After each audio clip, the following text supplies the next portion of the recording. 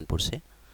और आज के इस वीडियो में हम लोग जानेंगे about electricity, what electricity is. So इस वीडियो को मैं 2 पार्ट्स में करने जा रहा हूँ, 2 और 3 पार्ट्स में। सो ये वीडियो जो है वो पार्ट 1 का है, जिसमें कुछ चीज़ें हम लोग जानेंगे। तो सबसे पहले चलते हैं इलेक्ट्रिसिटी जानने के पहले चार्जेस के बारे में। तो चार्ज क्या बेसिकली है, क्या चार्ज चार्ज के बारे में आप लोग क्या बोलेंगे? अगर कोई पूछे आपसे कि चार्ज क्या होता है तो आप क्या बताएंगे? तो आपको बताना चाहिए कि चार्ज किसी भी मैटर की वो इंट्रिंसिक प्रॉपर्टी होती है, अपने खुद का वो गुण होता है, जिससे कि वो अगर किसी इलेक्ट्रिक फील्ड या मैग्नेटिक फील्ड में रख दिया जाए तो खुद पर एक फोर्स एक्सपीरियंस करने लगता है। ठीक है, क्या बताएंगे आप कि अगर जैसे मान लीजिए आपकी बॉडी के अंदर चार्ज है, और अगर आपकी बॉडी किसी इलेक्ट्रिक फील्ड के कांटेक्ट में या मैग्नेटिक फील्ड के कांटेक्ट में आएगी, और अगर आपको इलेक्ट्रिक फील्ड या मैग्नेटिक फील्ड के कांटेक्ट में आने से कुछ फोर्स महसूस होता है, तो इसका मतलब है आपकी बॉडी के अंदर यू हैव सम चार्ज। ठीक है, इतनी बात आपको अच्छे से समझ में आ गई, तो इसको कहीं अपनी डेफिनेशंस वगैरह जो हैं उससे भी गो थ्रू कर लीजिएगा। बिल्कुल एग्जैक्टली यही उसका मतलब निकलता है।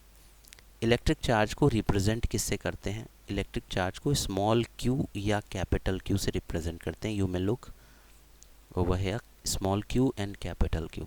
और इलेक्ट्रिक चार्ज की जो यूनिट होती है वो होती है कूलम्स। क्या होती है?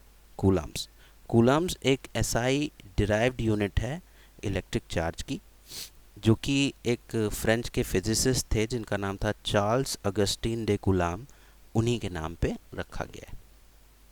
केमिस्ट्री की बात करें तो केमिस्ट्री में आप जिसे फैराडे कांस्टेंट के नाम से जानते हैं, वो एलिमेंट्री चार्ज की 1 मोल क्वांटिटी का जो चार्ज होता है वो होता है। फिज़िक्स में हम लोग पढ़ रहे हैं तो कूलाम्स होता है, यानी किसी चार्ज को हम कूलाम से रिप्रेजेंट करते हैं। ठीक, अब ये चार्जेस के बारे में हम और जानें तो चार्ज कितने प्रकार के हैं। तो देखिए, हम लोग यहाँ पे जाते हैं। ये चीज़, हर बॉडी जो है, हर पार्टिकल इस दुनिया में एटम से मिलकर बना है। और हमें ये भी पढ़ाया गया है कि एटम मेनली जो है प्रोटॉन, इलेक्ट्रॉन्स एंड न्यूट्रॉन्स से मिलके बने हैं। Protons, electrons and neutrons. What are protons? Protons are positively charge particles. Protons are what? Positively charge particles. Electrons are negatively charge particles and neutrons are electrically neutral. Neutrons के बारे में ये कहा जाता है, they do not take part in any activity since they are neutral, they don't feel any, they don't experience any force.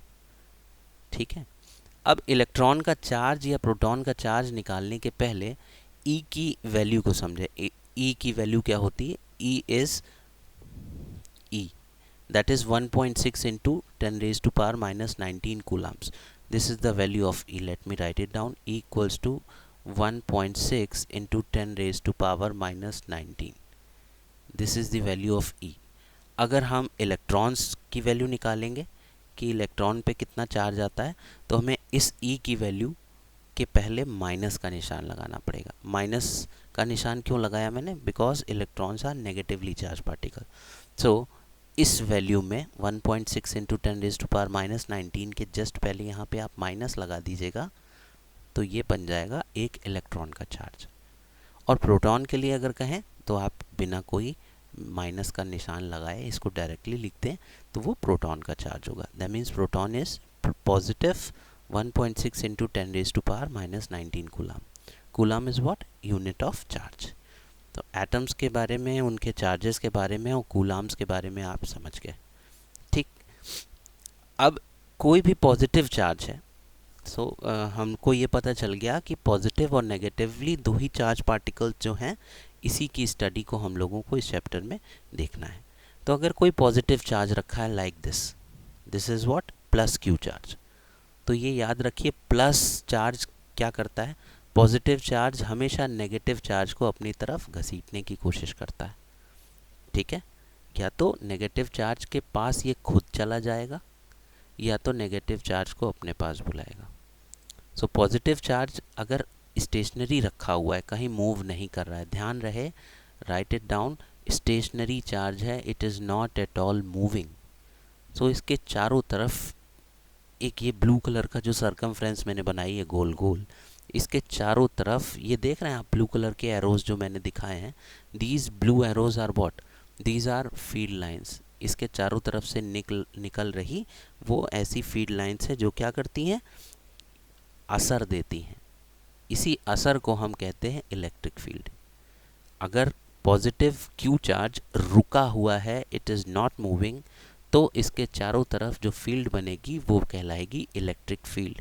Mind it, charge stationary होगा तो electric field बनेगी, और यही चार्ज अगर मूव कर रहा होगा तो वो मैग्नेटिक फील्ड बनने लगेगी।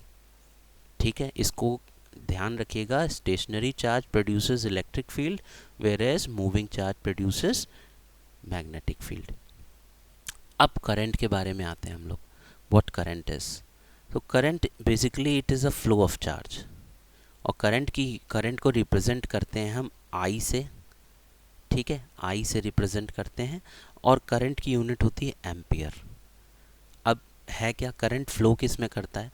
करंट कहता है कि मैं सिर्फ और सिर्फ कंडक्टर में ही फ्लो कर पाऊँगा, क्योंकि अगर मेरे अंदर इलेक्ट्रॉन्स या चार्जेस अगर आप मूव कराएंगे तो हम सिर्फ कंडक्टर को ही सपोर्ट कर पाएंगे। अगर कंडक्टर आपने नहीं दिया तो हम बिल्कुल सपोर्ट नहीं करेंगे, आगे भी नहीं बढ़ेंगे। तो लेट अस सपोज मैंने एक कंडक्टर लिया, यहाँ पे एक देख रहे हैं, ये रॉड देख रहे हैं आप, एक ये ए से बी तक की एक वाइट कलर की रॉड है, ये सपोज कंडक्टर है। कुछ भी हो सकता है, कंडक्टर तो वो होते हैं ना ऐसे डिवाइसेस जो चार्जेस को एक जगह से दूसरी जगह ले जाएं। तो फॉर एग्जांपल लोहे का वायर है, या कोई लोहे की रॉड है, या कॉपर का वायर है, कुछ भी आप ले सकते हैं। ए से बी तक के बीच में इनको आपको क्या करना है, प्लस क्यू चार्ज, इस क्यू चार्ज को आपको यहाँ ए से मूव कराना है बी तक। यदि कोई चार्ज क्यू ए से बी तक मूव करता है किसी टाइम टी सेकेंड्स में, यानी टी टाइम लेता है ये ए से बी तक मूव करने में, तो इसको हम रिप्रेजेंट करते हैं I equals to Q upon T.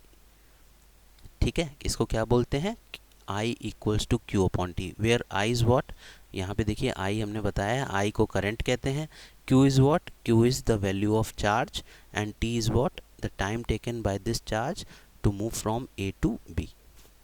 So basically this is what, it is a kind of a ratio we may see, Q upon T, it is the ratio। और जब नीचे टाइम होता है तो रेट कहलाता है। यही हम लोग बेसिकली रेट को क्या समझते हैं, रुपए, है ना, क्या रेट है इसका, तो रुपए में समझते हैं। बट यहाँ पे ये जो रेशियो में रेट बोला जा रहा है, ये टाइम के रिस्पेक्ट में, यानी इतने टाइम में कितने चार्जेस एक जगह से दूसरी जगह मूव कर सकते हैं। एक सेकेंड में 2 चार्जेस मूव कर रहे हैं, तो इसका मतलब आई की वैल्यू हो जाएगी 2/1। 2/1 इज़ व्हाट, 2, तो 2 एम्पियर का करंट फ्लो कर रहा है। एक सेकेंड में अगर 5 कूलाम के चार्जेस मूव कर रहे हैं, तो इसका मतलब करंट की वैल्यू हो जाएगी 5/1, दैट इज़ 5 एम्पियर्स। ठीक है, इतनी बात आ गई समझ में। अब एक क्वेश्चन देखिए, क्वेश्चन कह रहा है कि अगर Q की वैल्यू, एक चार्ज है Q जिसकी वैल्यू 3 × 10⁻² कूलाम्स दे रखा है, और T की वैल्यू 30 सेकेंड में आप चार्ज एक जगह से दूसरी जगह मूव कर जाता है, तो टोटल कितना करंट लेगा ये। तो जनरली वही फार्मूला लगा देंगे, ये जो यहाँ लिखा हुआ I = Q/T, ये यहाँ पे हमने रखा I = Q/T।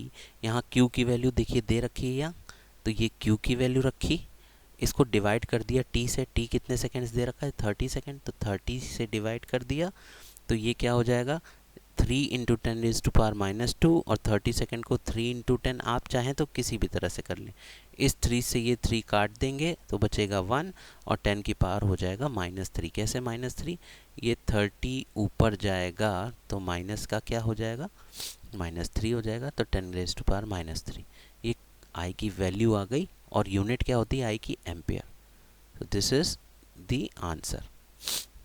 ठीक है, अब इसको अगर हमें डेसिमल नोटेशन में लिखना हो तो 1 को डिवाइड कर देंगे 10⁻³ 10⁻³ इज़ व्हाट, 1000, और 1000 को 1 को 1000 से डिवाइड करेंगे तो 0.001 एम्पियर, ये आंसर हो जाएगा। दूसरा क्वेश्चन कह रहा है कि अगर हमें करंट दे रखा है 1.5 एम्पियर का और ये 30 सेकेंड्स तक मूव करता है, तो कितने कूलाम चार्ज कैरी इसने किया होगा। तो वही formula Q is equal to I T, ये वाला फॉर्मूला लगाएंगे। Q की वैल्यू हो जाएगी 1.5 एम्पियर इंटू टाइम की वैल्यू 30 सेकेंड्स। 1.5 का ये हटा, पॉइंट हटा, 10 से मल्टीप्लाई, ये काट देंगे तो आ जाएगा 3 15 3 45 एम्पियर इंटू सेकेंड। तो एम्पियर इंटू सेकेंड को ही, याद रहे, एम्पियर इंटू सेकेंड को ही किससे रिप्रेजेंट किया गया, कूलाम से रिप्रेजेंट किया गया। ठीक है, ये चीज़ आ गई समझ में। इसी तरह और भी क्वेश्चंस अगली वीडियोस में हम लोग बताते रहेंगे, तो इसको गो थ्रू करिएगा अच्छे से। और कोई चीज़ अगर आपको नहीं समझ में आ रही है तो कमेंट सेक्शन में आप हमें बता सकते हैं। तो नेक्स्ट वीडियो में हम कोशिश करेंगे आपकी क्वेरीज़ को और अच्छे से सॉल्व करके बता पाएँ।